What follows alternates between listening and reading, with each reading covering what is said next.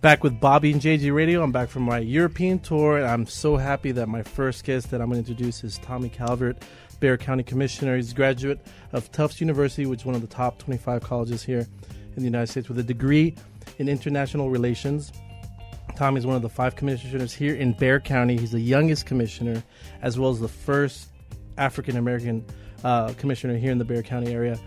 In addition to that, his county work, Tommy also started his own public relations and public affairs firm, the Calvert International Consulting, in 2002, and he helped found a nonprofit radio station called KROV to help uplift San Antonio's unique urban area. How are you doing today, Tommy? I'm doing fantastic. Glad you're back safe and sound. I am too. Of course, Europe is not a bad place to have a little rest and relaxation. A little rendezvous. I'm glad I just missed all the chaos in Greece, but it'll be all right. They're going to work it out. Yeah, they'll definitely work it out. And we wanted to start with a little bit of real estate, just because we'd never get the great Tommy Calvert here. So let's talk about your neighborhood reinvestment. Yeah, it was in the paper. Gilbert Garcia wrote a great article about it. San Antonio is probably, you've traveled and you've been around the world and around the country. San Antonio is probably 30 years behind almost every major city in America with respect to reinvesting in its older neighborhoods.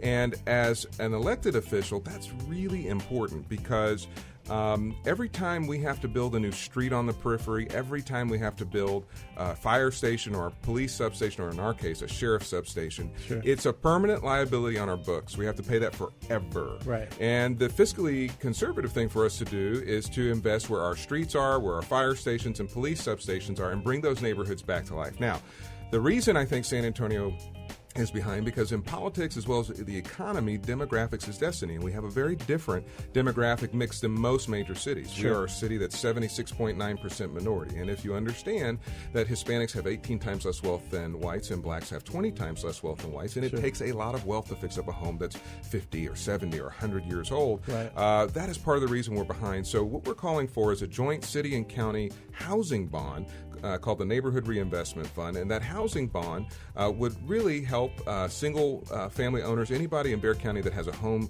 over 20 years would be eligible to get, in essence, a complete extreme home makeover. Awesome. And there would be about $100 million that would be for the development community, and we're talking about ownership. So at the city and county level, we tend to subsidize apartments left and right, but to help us deal with this wealth gap, to help us really pass along something that generations can pass on for wealth, we've got to look at condos, and we've got to look at home ownership. And so part of it, we'll put some credit repair in there, we'll put some money for down payment assistance.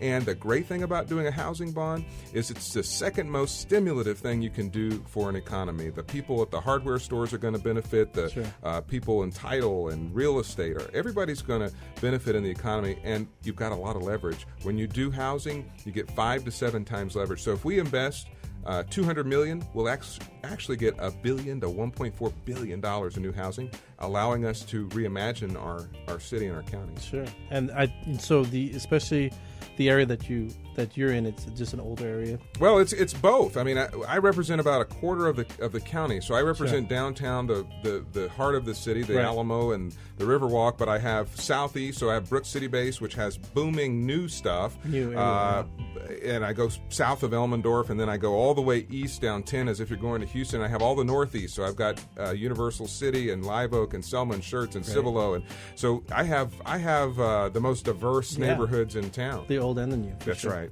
So let's talk a little bit about county commissioner, and what does a county commissioner do? What are your responsibilities? Sure. I think that people are always confused about that. Sure. I'm one of 5 chief executives of county government. I'm like a mayor for the unincorporated area. So I oversee everything from emergency services like fire, but I also oversee the budgets of our entire justice system, our entire health system. We build infrastructure. So in terms of the justice system, for example, I oversee the budgets of the district attorney, the sheriff, the county court judges, probation, JPs, constables, juvenile justice.